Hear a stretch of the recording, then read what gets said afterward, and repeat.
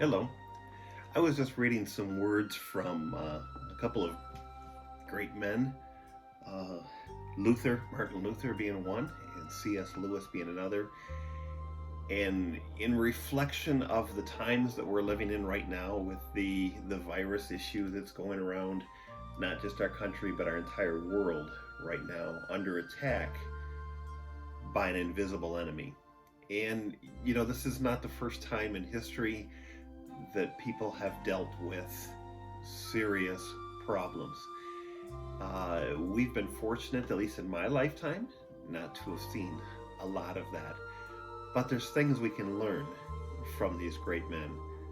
Let me read you something that C.S. Lewis wrote first, and he was writing about the atomic bomb, and in his day, that was a big fear. People worried about what was going to happen one day. Somebody was going to drop an atomic bomb on the United States, and we were all going to die.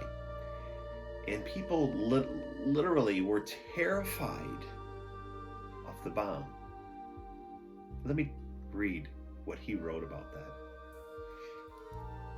In one way, I think a great deal too much of the atomic bomb. How are we to live in an atomic age? I am tempted to reply, why, as you would have lived in the 16th century when the plague visited London almost every year, or as you would have lived in the Viking Age when raiders from Scandinavia might land and cut your throat any night, or indeed as you are already living in an age of cancer, an age of syphilis, an age of paralysis, an age of air raids, an age of railway accidents, an age of motor vehicle accidents. In other words, do not let us begin by exaggerating the novelty of our situation. Believe me, dear sir or madam, you and all whom you love were already sentenced to death before the atomic bomb was invented. A quite high percentage of us were going to die in unpleasant ways. We had, indeed, one very great advantage over our ancestors, and that's anesthetics. But we have that still. It is perfectly ridiculous to go about whimpering and drawing long faces because the scientists have added one more chance of painful and premature death to a world which already bristled with such chances, and in which death itself was not a chance at all, but a certainty.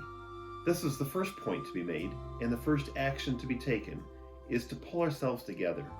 If we are all going to be destroyed by an atomic bomb, let that bomb, when it comes, find us doing something sensible and human things.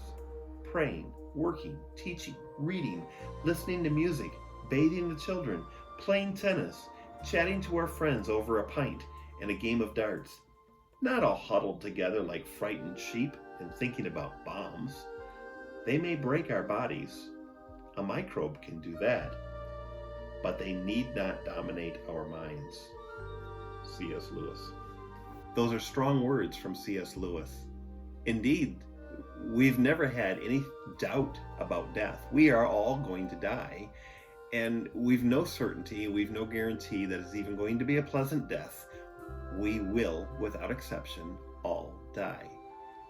And so, this new plague, this new virus, hopefully, of course, none of us want it to kill us. But the reality is some will get sick, some will die. This is nothing new in human suffering. Let me read one more section from Martin Luther. I think he really gets to the heart of this. Martin Luther talking about the bubonic plague. You ought to think this way. Very well, by God's decree, the enemy has sent us poison and deadly offal. Therefore, I shall ask God mercifully to protect us.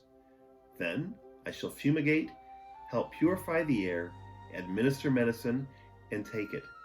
I shall avoid places and persons where my presence is not needed in order to become contaminated and thus perchance infect and pollute others, and so cause their death as a result of my negligence. If God should wish to take me home, he will surely find me, and I have done what is expected of me, and so I am not responsible for either my own death or the death of others. If my neighbor needs me, however, I shall not avoid place or person, but will go freely. I love those words.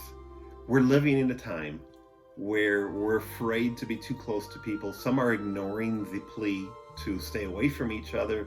And the reality is, we need to do our best. We need to take care of our families. We need to keep ourselves away from others. But then we need to care for our neighbors. There's one decree from God, and that's to love one another as we love ourselves. So go out, help your neighbor, keep your distance, keep your hands washed, do what's best for your family, and try to enjoy this time. God hasn't made a mistake. He knows what he's doing. Let's leave it in his hands. Bye-bye.